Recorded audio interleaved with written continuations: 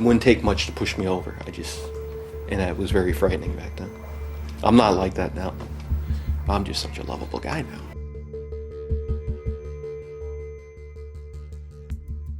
Innocence. Christopher Tapp. In 1997, 20-year-old Christopher Tapp confessed to the murder of Angie Dodge in Idaho Falls. Although his DNA didn't match and Tapp denied any involvement, after more than 28 hours of interrogation over 23 days, Tapp confessed to participating in Angie's murder. But his subsequent death penalty was controversial, as he would change his story in multiple interviews as evidence only became less damning. It wasn't until 2001 when Tapp recanted his confession. I continue to lie. I continue to give them story after story, and they should have just stopped. A lengthy investigation found that police coerced the suspect in the hopes that he would implicate his friend Benjamin Hobbs, who was himself cleared by DNA evidence. Tapp was finally set free in 2007 as one of the most tragic cases of police investigation so corrupt that it took years for the victim to expose it. I've got a full-time job. I'm married. I've actually become that productive member of society. In 2019, Brian Dripps Sr. was convicted after genetic genealogy accurately identified him as Dodge's killer. Letting the devil in. Angel Motorino Resendez. The railroad killer committed many unholy acts in his travels between Mexico and the United States. Angel Motorino Resendez's final illegal entry into El Paso was to surrender in 1999, even though Texas has the death penalty. Mexico pushed for extradition, but the killer ultimately accepted his fate over spending a lifetime behind bars. We, the jury, found the defendant Angel Motorino Resendez guilty of capital murder as charged in the indictment. The most unsettling surprise came just before Resendez's execution on June 27, 2006.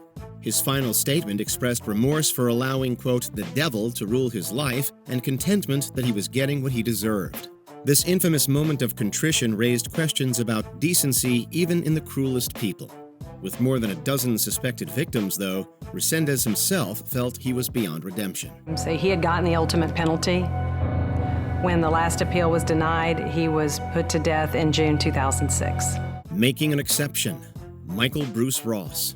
The roadside strangler confessed to taking at least 8 lives after his downfall in 1987. Michael Bruce Ross then shockingly embraced Catholicism to the extent of placing reverence on human life. It was just going to be, it wouldn't take much to push me over. And it was very frightening back then. I'm not like that now. I'm just such a lovable guy now. He even stated that he philosophically opposed the death penalty after extensively studying the subject. However, this statement ironically came after he waived his legal appeal in 2004. Ross believed that this process was prolonging the suffering of those affected by his crimes, and that his death would act as a sort of signpost for their grieving process. There's nothing they could have said or done. It was me, it wasn't them. That signpost would be May 13, 2005, when an opponent of capital punishment willingly became the first person in Connecticut to receive it in 45 years. For some of us, death is not a punishment. Living is what the punishment is. The Shreveport murders. Danny Rolling. In 1994, the Gainesville Ripper pleaded guilty to committing 5 murders in Florida in pursuit of celebrity. This is a person who volcanically erupted behaviorally. This was achieved when his killing spree influenced Ghostface in the Wes Craven slasher Scream. Of course, Danny Rolling was also believed to have taken 3 lives in his hometown of Shreveport, Louisiana in 1989. I let the evil in, and the evil just took over. And it was like when the sun would go down, I couldn't resist it. This case would go unclosed until the day after Rolling was executed in 2006. His spiritual advisor revealed that the condemned had handed him a written confession to the Shreveport killings. This wasn't exactly news to anyone, but Rolling waiting until the last minute to give the public closure was its own testament to his twisted desire for attention. I hope I die half as bravely as the people who perished at my hand. A pattern of behavior. William Clyde Gibson. It was initially believed that William Clyde Gibson's violent tendencies had gotten gruesomely carried away with 3 women. I mean, I could kill a person and just go out to dinner. I wouldn't care. He blamed an evil force when he confessed to the murders and was strangely thankful when he was sentenced to death in 2013. But he had more to say for Trevor McDonald's 2018 documentary, inside Indiana's death row. Gibson went on to claim in multiple interviews that he's killed more than 30 people in several states. So you killed a greater number of people than the police know? Oh, yeah. Yeah. This includes Elizabeth Bannister, who was killed in Evansville 12 years before Gibson's capture. To what extent his claims are true, it's now clear that Indiana is set to execute a more calculating killer than we initially thought. You got an adrenaline rush from killing people. I guess it was more than that, too. I mean, I got a kick out of cutting them up. Sending a message. David Mason. With his 5 or 6 victims, including his prison cellmate, California determined in 1984 that execution was the only way to stop David Mason. In a shocking development, however, he developed extreme remorse after coming to terms with the trauma behind his acts. This gave his lawyers a strong argument for commuting Mason's sentence to life. He instead withdrew all outstanding appeals in 1993. This sparked an uproar from anti-death penalty activists and a lawyer who claimed that his client was mentally unfit. But Mason was determined in his belief that his death would deter potential murderers. The state granted him the ability to abort his execution to the very moment it was carried out on August 24, 1993. Accepting the label, Frank Athen Walls.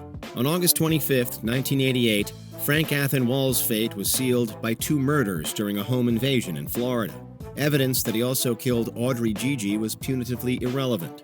Nonetheless, Walls accepted a plea deal whereby he would not stand trial for the 3rd murder and confessed to committing 2 more in 85 and 86. Walls would later confess to 2 more murders. The already condemned simply did not want to go through the ordeal of receiving another death penalty.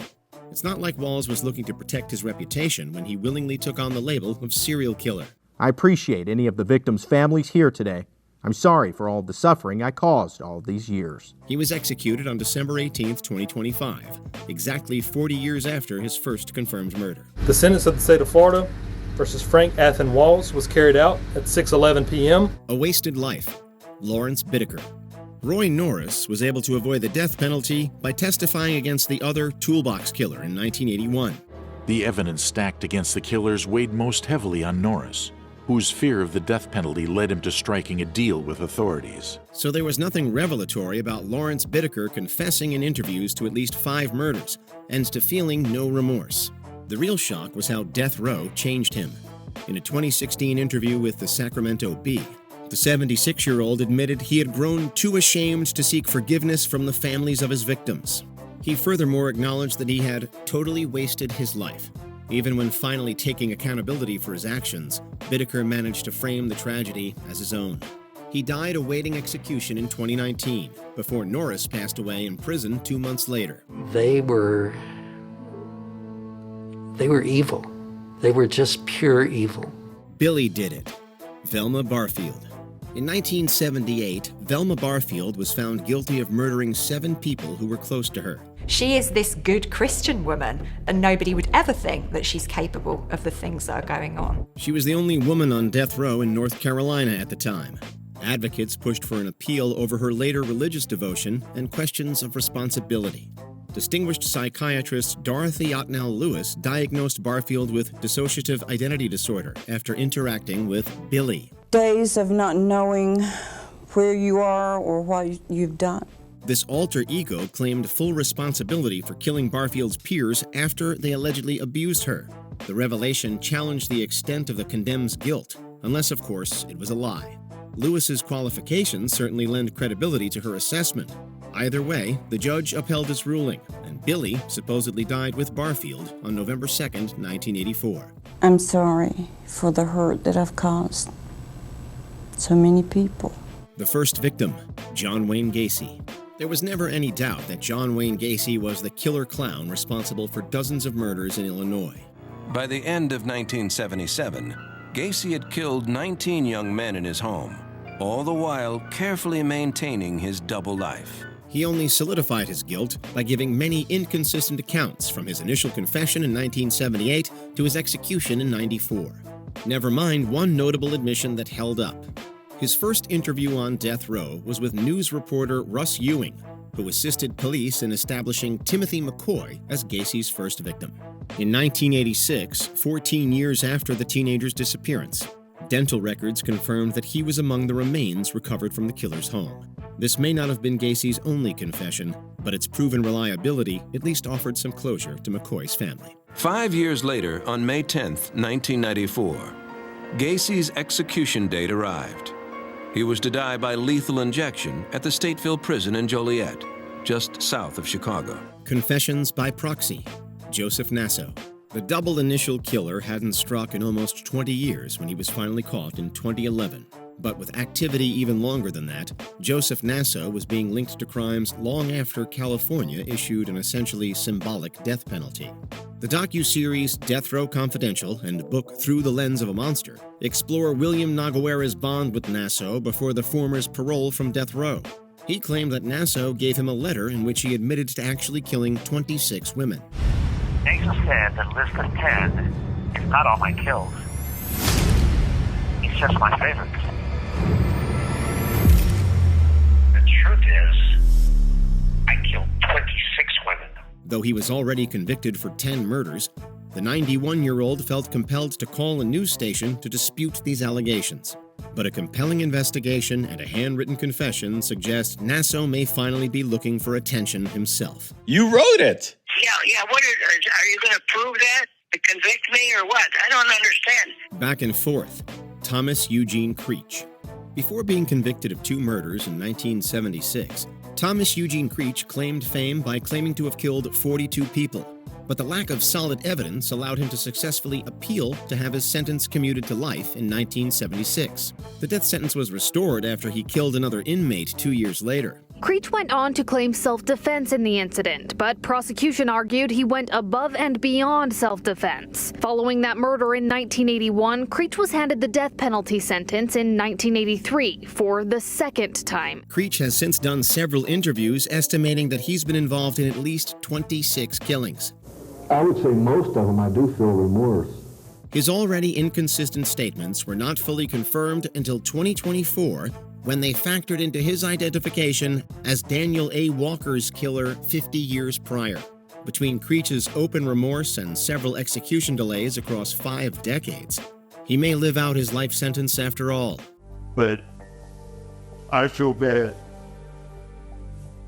As bad as a person can possibly feel. The interstate killer, Larry Eyler. The killing of Daniel Bridges outside of Chicago sealed Larry Eyler's fate in 1984. He then confessed to another murder in 1990 in order to avoid a second death sentence. But he did receive one the following year when he was diagnosed with AIDS. 2 days after his passing in '94, a press conference confirmed long-standing speculation that Eyler was the notorious interstate killer. He had confided in his lawyer that he killed 21 young men in a span of just 2 years. Eyler confessed with remarkable detail to 21 brutal killings. Being cleared of a murder charge a year in didn't seem to slow him down. So Eyler's deathbed confession offers little comfort compared to the relentlessness of his crimes. And after all these years, peacefully laid to rest an undying, painful mystery. An open book, Joseph Paul Franklin. Life sentences kept racking up as Joseph Paul Franklin began confessing to multiple murders following his first conviction in 1981. He continued opening up to the media and Ohio prosecutors even after the murder of Gerald Gordon landed him the death penalty in '97. Did you feel like you were actually hunting human beings? Well, I was. You wouldn't call that hunting them? The so-called racist killer also elaborated on a plan to inspire a race war. But just before his execution in 2013, Franklin admitted in interviews that life in prison had changed him. I wished I could go back and change things, but there's no way I can do it, so I'll try to do it, make the best of it. Interacting with black inmates had disillusioned him with the white supremacy that supposedly motivated him to claim dozens of lives. Though Franklin ultimately took responsibility for his own actions, twisted ideology is a powerful motivator for already dangerous people. Do you feel that way now? No, not at all. No, I can see now I was wrong. It's wrong. Violence is wrong at any time, The Final Truth, Donald Henry Gaskins. A body count that made Pee Wee Gaskins the biggest mass murderer in the history of South Carolina. The meanest man in America was bound for the electric chair in 1976, only to be sentenced to life when the South Carolina Supreme Court found that one murder didn't warrant capital punishment. This was upheld when Donald Henry Gaskins confessed to 13 killings in a plea deal. Then in 1982, he bombed another inmate in a hired hit. He told Tyner to, if he asked him if he could hear him, hold it up to his ear, and then he plugged the other end into the 110 socket. Just listen for the bang. The finally condemned Gaskins no longer had a reason to hide his claim to over 100 murders. He even dictated his autobiography to Wilton Earl, who released The Final Truth shortly after Gaskins' execution in 1991. Although most of the killer's claims were unproven, they wouldn't be surprising for someone who said in his book that he offered no apologies. A man who wouldn't stop killing, even on death row. Reasoning. Aileen Wuornos. Controversy still surrounds the execution of Aileen Wuornos, who initially claimed that her 7 killings were all in self-defense. I know what I did. I'm confessing what I did. Go ahead and that's true. The next decade on death row featured interviews that gave insight into the lifetime of trauma that her trial played down. Finally, in 2001, Wuornos waived all appeals in the wake of admitting on camera that most of the murders were premeditated. She even explicitly declared that she had no respect for human life and would kill again. She was just utterly remorseless. This was somebody who enjoyed watching men die. She spent the last year of her life attempting to recant this statement, whilst raising outrageous claims and conspiracy theories that suggested a collapsing mental state. While many still debate Wuornos' motivations, her most reliable admission is that her acts were cold-blooded. I never hated men, but now I do. Ideology. Timothy McVeigh. The 1995 bombing of a federal building in Oklahoma City remains the deadliest domestic terror attack in U.S. history. A massive car bomb exploded outside of a large federal building in downtown Oklahoma City, shattering that building. Timothy McVeigh was convicted 2 years later, then explained himself over the 3 years before his execution in 2001. I think, like everyone else, I thought it was a tragic event.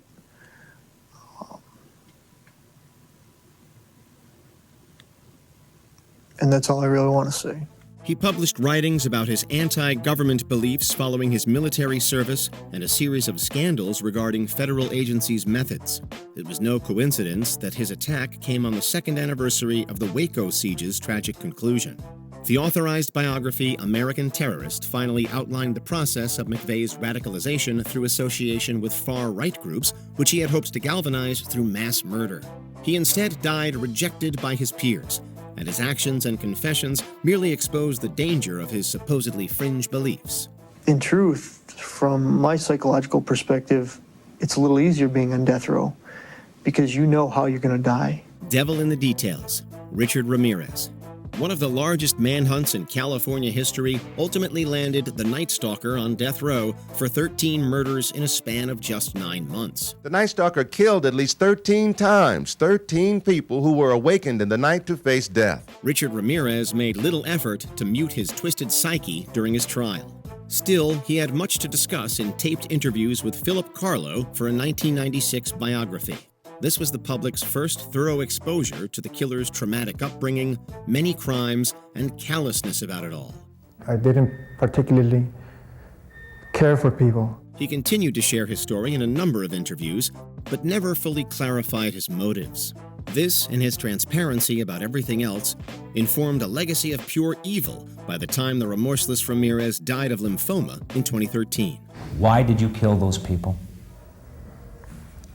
No comments. No comments. I cannot answer that at this time. One last tell-all.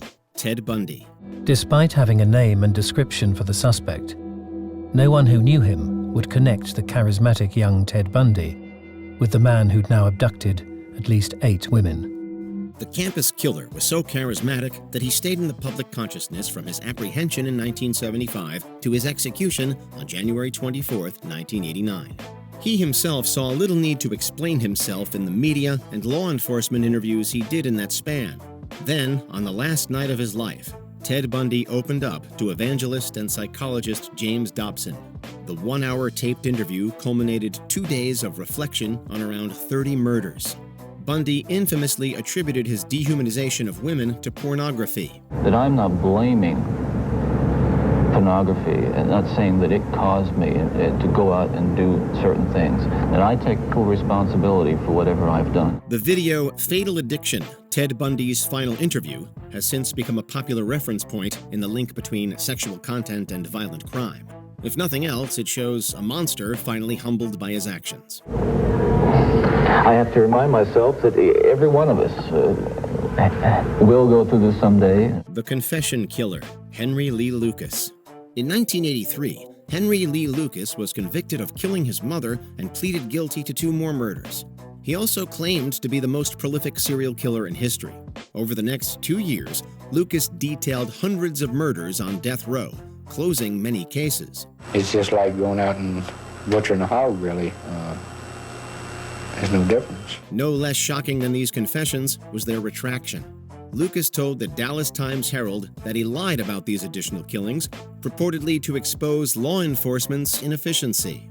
A subsequent investigation confirmed this elaborate hoax. And I got so that I thought I was the biggest movie star in this country. The so-called Confession Killer thus cast so much doubt on his convictions that his sentence was commuted to life in 1998. He passed away 3 years later, an infamous reminder to take death row confessions with a grain of salt. Do you feel ashamed of what you've done? What are some other powerful confessions from notorious criminals? Open up in the comments below.